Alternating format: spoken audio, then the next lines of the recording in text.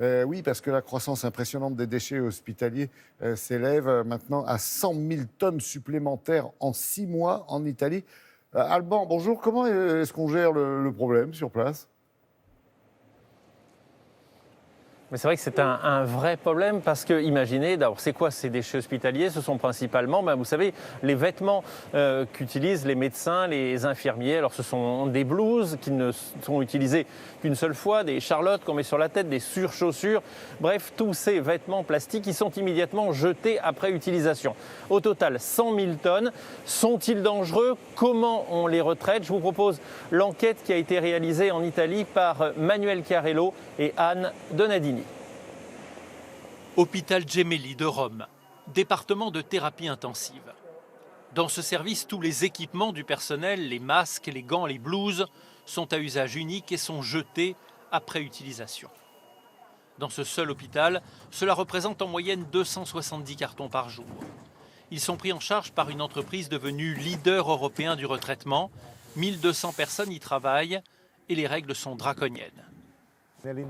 Nous avons dû équiper nos employés différemment. Ils doivent porter en permanence des dispositifs de protection, des gants, des masques, des lunettes.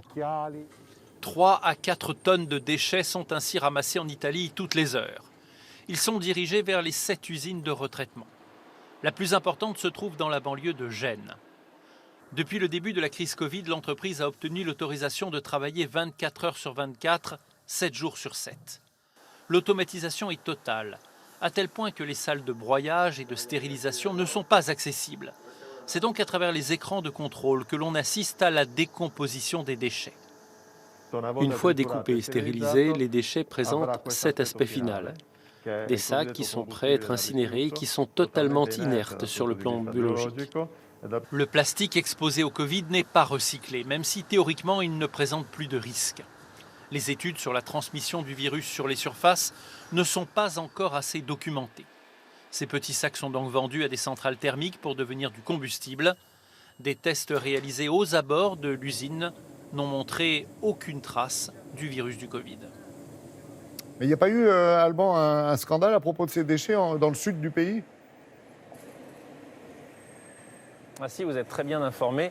Effectivement, ça c'est ce qu'on a vu dans le reportage, c'est, on va dire, la version positive des choses, sont les choses lorsqu'elles sont bien traitées. Dans le sud du pays, eh bien, la mafia a géré les déchets hospitaliers et elle a expédié vers la Tunisie un certain nombre de conteneurs. En Tunisie, ils sont arrivés, ils ont été enterrés un peu à la va-vite et des associations de riverains et des associations pour l'environnement en Tunisie se posent la question de savoir si le pays n'est pas devenu la poubelle du sud de l'Italie. Alors il y a actuellement une procédure en cours, une enquête et effectivement on cherche en Italie quels ont été les responsables de cette exportation, on peut dire scandaleuse, des déchets hospitaliers du sud du pays.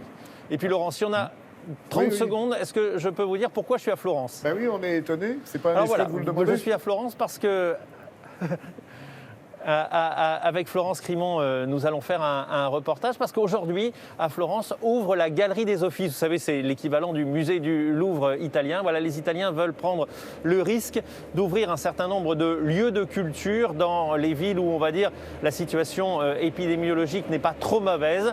Et c'est le cas de Florence. Alors aujourd'hui, réouverture de la Galerie des Offices, des grands musées comme le Palazzo Pitti. Et les Italiens prennent des mesures très très importantes, mais ils en ont vraiment besoin parce qu'une ville comme Florence vit du tourisme culturel et je ne vous cache pas qu'actuellement en ville il doit y avoir 3 malheureux hôtels ouverts et 0 restaurant, ce qui donne un visage très très triste de la ville. Alors voilà, la Galerie des Offices parmi les grands musées italiens ouvre à nouveau aujourd'hui.